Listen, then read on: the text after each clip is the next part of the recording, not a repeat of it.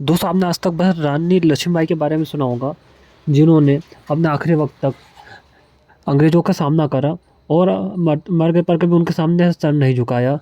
लेकिन दोस्तों आपको जानकारी है नहीं होगी कि रानी लक्ष्मीबाई के अलावा भी ऐसी कुछ महारानियाँ थीं, जिन्होंने आखिरी वक्त तक अपने राज्य की रक्षा के लिए युद्ध करती रही। उनके ऊपर कई हमले हुए, लेकिन जो भी उनके ऊपर आया वो मुँह के खा के गया। और एक रानी तो ऐसी भी थी जिसने उस पर हमला करने वाले आक्रमणकारियों का गुप्त अंक ये काट दिया। आज की वीडियो हम आपको उन्हीं 3 महान रानियों के बारे में बताने जा रहे हैं, जिनको कमज़ोर समझ के दुश्मन पे ने उन पे हमला तो कर दिया, लेकिन बाद में वो अपनी जान बचा के भागे। और दोस्तों वो हमला करने वाले कोई छोटे-मोटे नहीं, बल्कि कई बहुत ज़्यादा शक्तिशाली आक्रमण था, जिसमें एक मुग़ल शासक भी शामिल है। चलिए दोस्तों वीडियो शुरू करते हैं। नंबर 1 पे आती है रानी कर्णावती। रानी कर्णावती पवार वंश के राजा महिपत शाह की पत्नी थी। महिपत शाह की मृत्यु के बाद रानी कर्णावती ही ने वहाँ का राजपाट संभाला था।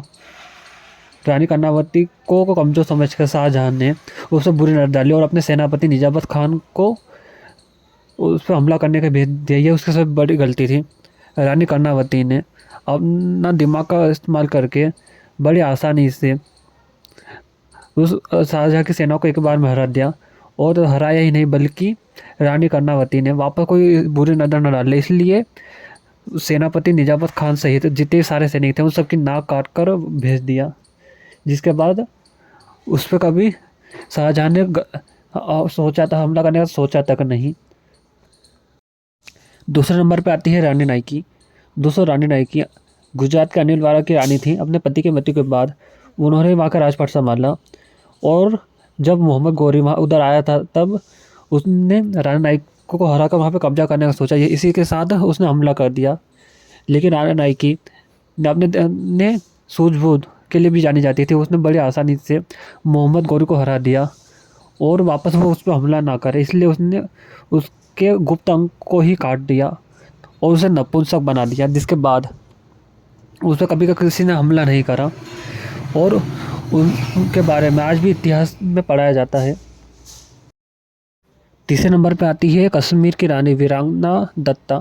दोस्तों वीरांगना दत्ता जिनका नाम आज भले कोई नहीं जानता हो, लेकिन दोस्तों जब गजनबी ने कश्मीर पे हमला करा था मंदिरों को लूट-पाट करने और तोड़ने के लिए, उसी समय वीरांगना रानी दत्ता ने उससे युद्ध करा था और कश्मीर में जो मंदिर थे उन्हें बचाया था। उन्हीं कारण आज कश्मीर में जो मंदिर है वो बच पाए हैं। अगर उस टाइम वो ना होती तो मोहम्मद वो सारे मंदिरों को तोड़ देता और उन पर मस्जिद बना देता।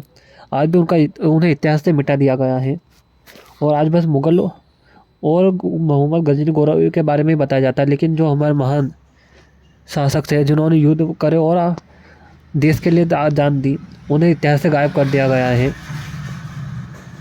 दोस्तों ये थे भारत इतिहास की 3 महान रानियाँ, जिन्होंने आखिरी वक्त तक अपना आत्मसम्मान को बचाने के लिए युद्ध करती रही।